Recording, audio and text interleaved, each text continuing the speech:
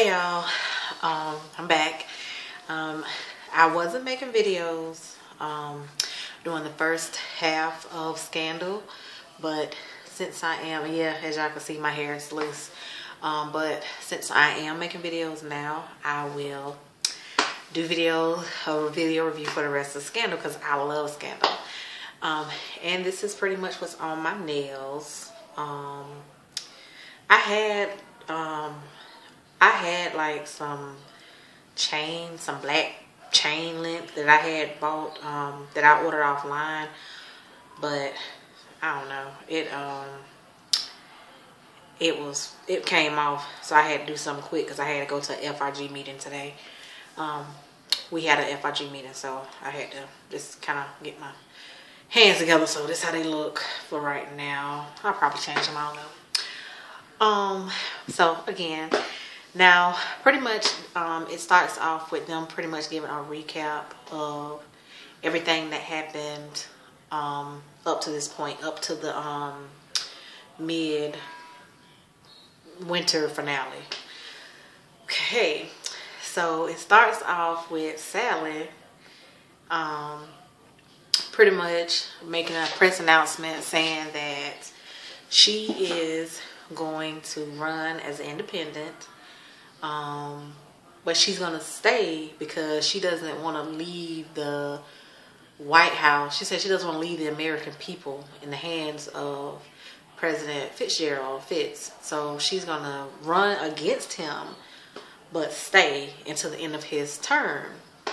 And so I was pretty much like, well, where they do that at? Because, you know, that's just like that's like you telling somebody straight in their face, I don't want to have nothing to do with you, but I'm still going to be around you until it's convenient for me to leave. It's that kind of deal.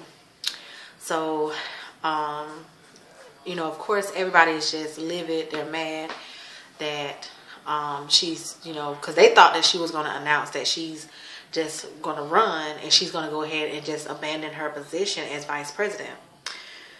So, but that's not what happened. So Millie is running she goes to try to Fitz's office to try to,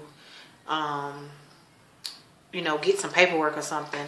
Lo and behold, he's in there with his campaign manager. And who is his campaign manager, you ask?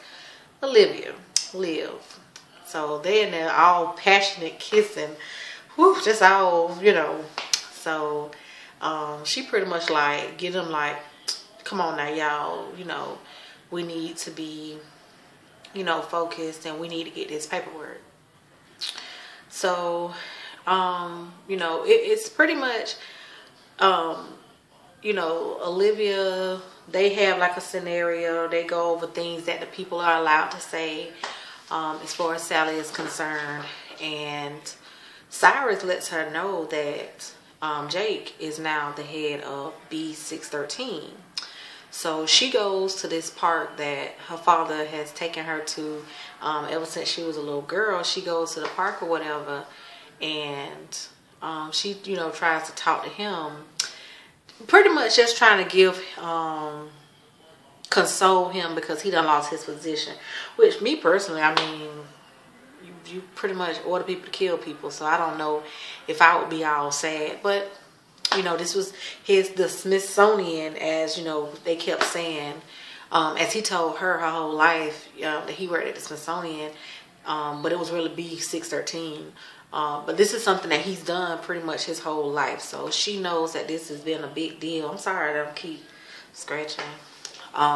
He knows that, you know, she knows this has been a big deal for him. So she pretty much goes to try to console him. Well, honey, he don't want damn parts of it. He don't want no consoling. He pretty much just go in on her and tell her that pretty much you was with a man. He's talking about Fitz, of course, and he's saying what happened, you know, a couple of episodes ago. Pretty much you was with a man who chained me up. He let a terrorist get free, which is her mama. And he told me how you taste, which Fitz did. And he pretty much draw a line in the sand and let her know, trust me, he won't make it to the end of his presidency. He will not make it to the end of this term. And we should, they normally start campaigning like, or announce that they're going to campaign about a year or so before. I mean, if they go by real life, about a year and a half before the actual election.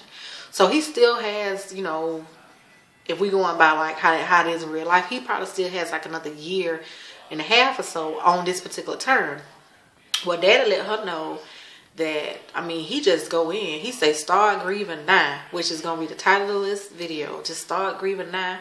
So when it happened, you will already be all teared out, honey, all cried out. And Liv is like, you wouldn't dare, you would not go there. And he like, oh, watch me. He better be scared. You better be scared. For a minute, honestly, hell, I was like, well, Daddy, is you gonna kill Liv too? Because he letting her know, you better be scared.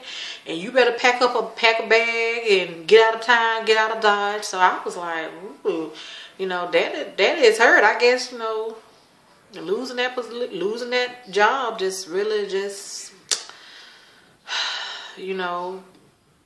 made him lose it because he went off.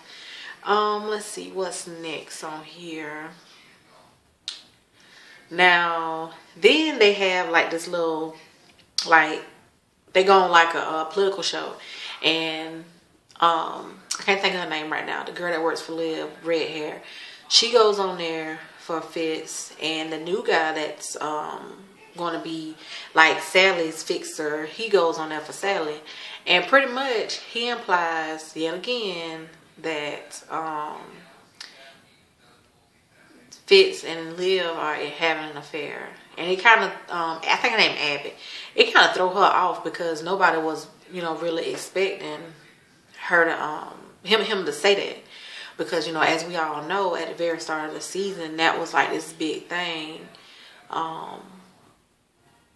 One season, but they proved that, they, I think it was last season, they pretty much put, blame another girl and got her a good old book deal and all this other stuff to keep it from the fact that it was Olivia Pope. Now, he goes back to talk to Sally and the guy who's running her campaign, and Sally, I really think that something is wrong with Sally. I've been saying it, but now she's saying like the devil crawled up inside of me, and the devil murdered my husband. I didn't kill my husband. The devil killed him because the devil crawled up inside of me and moved my hand and da-da-da-da-da. And the guy, he kind of looking at her like, girl, you was crazy. But it's starting to kind of come out that Daniel Douglas, which is Sally's husband, never had an autopsy. Cue Quinn. Now Quinn is just, Lord, they just need to take on off because Quinn just being real stupid. Quinn and the little guy that she with, the one that's with B613, I can't think of his name, they kidnapped the coroner's son, but they do it for Cyrus. Cyrus make a call, and I'm gonna back up. Jake already done told Quinn, little boo, her man, that Quinn is never gonna be in B613. He's already told her that. But the guy won't tell Quinn that. The guy's telling Quinn, oh, he said he just need a little bit more time. He not sure, blase, blase. All along, the man already done told, Jake, already done told him, like, Quinn ain't in B613. She won't ever be in it. So, Abby and Hulk go to the corner house because Liv trying to get some dirt on Sally. Well, what they don't know is Quinn and her boo, they already at the corner house. They done kidnapped her son.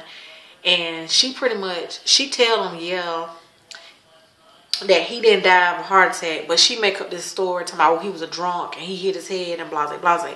Which, honestly, I think Hulk kind of sort of, because, Hulk be knowing when people lying and stuff. And I think the look that he had, I think it's going to come back later that he knew that she was lying. Maybe it will. So, all right. Now we have, the press is trying to say that Fitz and Olivia are, Liv are in a relationship or whatever. So, Millie, now I got to give it to her now. Millie, she pull it. She pull it. She set up this whole fake oh my goodness, this fake behind lunch date with her and Liv, and they just kikiing, you know, from people looking at them, look like they just kiki, girlfriend, how you doing? Oh, how the baby, blase, blase. But in reality, they just damn near cussing each other out. And she hands Liv a piece of paper and say, here are a list. She say, it's up to your standards, white, black, Republican, it don't matter. Pretty much, I felt like that was some shade saying to Liv, we all know you don't care, you don't discriminate, but I digress. Pretty much saying, pick somebody and just start dating them. So Liv go to Fitz and she's like, look, I'm just gonna resign because your wife brought me lunch and just told me to just pick somebody just for show, and blah, you know, and Liv was not hearing that, and Fitz was like, she did what? And you know, Liv is like, you know, it's okay, I'll just resign. And Fitz just grabbed and started kissing her, and you know, I was sitting like, whoa. But Liv breaking and like, no, I just got to go. And he like, look here, I'm not gonna win without you. I will not let you leave. I refuse to accept your resignation.